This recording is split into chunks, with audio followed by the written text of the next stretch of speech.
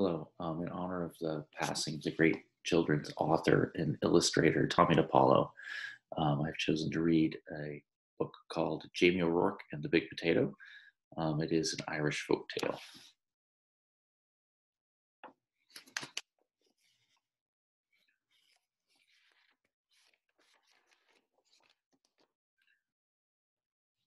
Jamie O'Rourke was the laziest man in all of Ireland. He would do anything to avoid working, especially if it had to do with growing potatoes.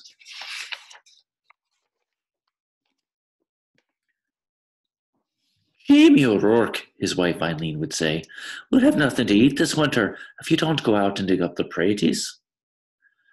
Oh, the sands preserve us, Jamie would whine. Me back's as sore as can be. Sure as I'm telling you, wife, you'll have to dig them up yourself. I'll break in two if I so much as get up out of this bed. So Eileen, who had done all the planting and watering and weeding anyhow, would go out to the tiny garden and dig up the smallest potatoes in Ireland, all because Jamie was too lazy to dig a larger garden and had no money to buy good potato seed.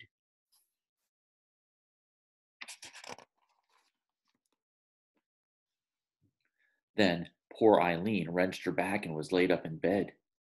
Said Bridget and the Virgin Mary herself must have smiled on Eileen O'Rourke, the village woman said. Why, it's the first rest she's had since she married Jamie O'Rourke. With Eileen in bed, Jamie began to worry. No Eileen to dig meant no praties all winter, and no praties meant no food. Oh, poor me, wailed Jamie. I'll starve to death. I'd best go to church to confess to Father O'Malley. There's no telling how soon old death will be knocking on my door.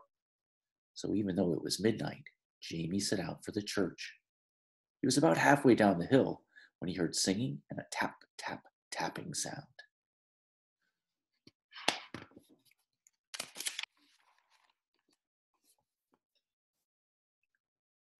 Sure, I wouldn't be knowing, Jamie whispered, but I swear 'tis a leprechaun. And sure enough, sitting in a circle of ferns in the moonlight, was a leprechaun singing and hammering tiny nails into the heels of the fairy boots he was making. Jamie knew just what to do. He crept up and grabbed the little man by his coattails and held firm. Let me go! Let me go! The leprechaun shouted. Not on your life, Jamie said. Not until you show me where you keep your pot of gold.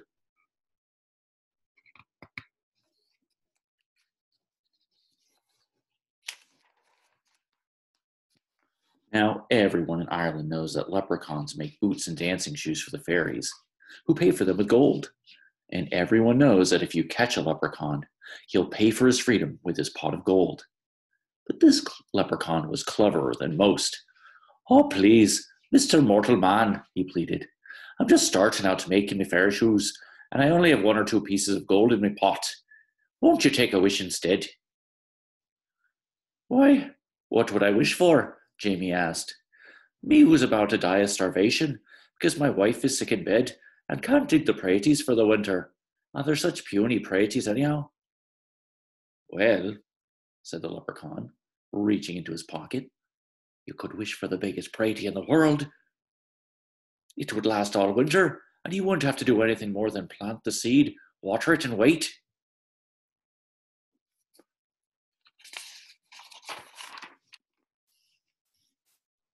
That sounded wonderful to Jamie. Done, he shouted. And as the leprechaun dropped the seed into Jamie's hand, Jamie let go of his coattails, and off that leprechaun scampered. When Eileen had heard what he had done, she was furious. Jamie O'Rourke, you're not only the laziest man in Ireland, but a fool as well. Giving up a pot of gold for a pratie seed. Well, I'm going to plant the seed and water it, and you'll see, Jamie said. And out he went.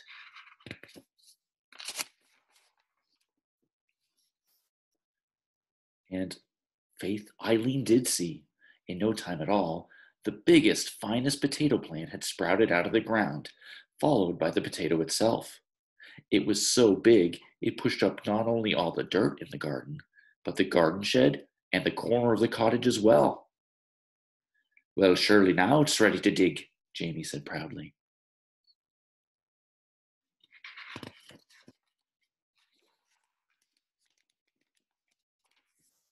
He hoed all around it, but he couldn't dig that pratie out of the ground.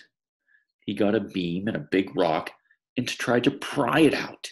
He pushed and he pushed, but it wouldn't budge. As he was pondering what to do, his neighbor passed by on his way to the village. He couldn't believe his eyes. He couldn't wait to tell everyone in the village what he had seen. And before you knew it, the hill up to Jamie's was filled with villagers coming to see the big potato.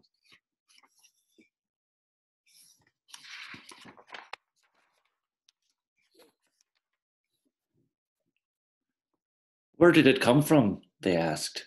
Jamie told them about the lucky night he had caught the leprechaun and how smart he had been. Why, anyone could have gotten a pot of gold, he bragged, but the biggest pratie in the world, well, that took some doing. However did you outsmart a leprechaun? They all asked at once.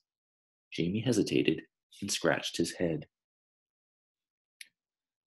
We'll help you dig up your pratie, Jamie, if you tell us how you did it. And they grabbed shovels and hoes and started to dig.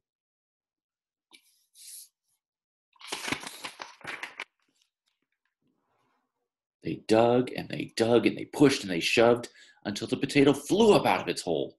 It rolled down the hill faster and faster until it reached the bottom, where it bounced up high and came to a stop, wedged between the stone walls on either side of the road. What to do now?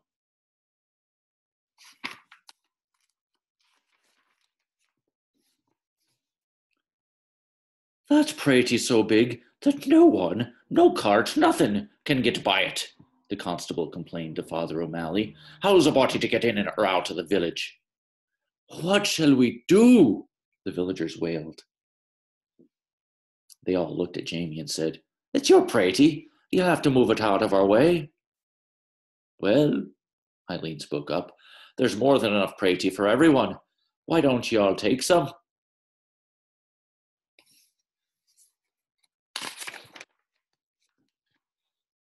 So the villagers sawed and chopped and carted off huge pieces of potato, while Jamie sat on the stone wall and watched.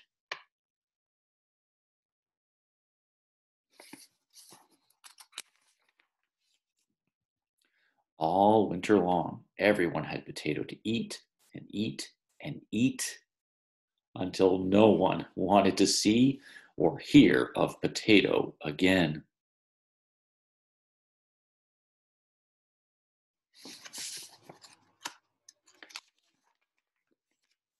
In the spring, Jamie said, I saved a potato eye for a seed, and it's just about time to plant it. Oh no, the villagers all cried. If you promise not to plant it, Jamie, we'll promise before St. Patrick and all the saints to see that you and Eileen always have plenty to cook and eat. We don't want another giant pratie around here. Jamie smiled and agreed. What a perfect life for a lazy man. And so you see, darling Eileen, Jamie told her, I wasn't such a fool with that leprechaun after all. Eileen had to admit that Jamie O'Rourke was right.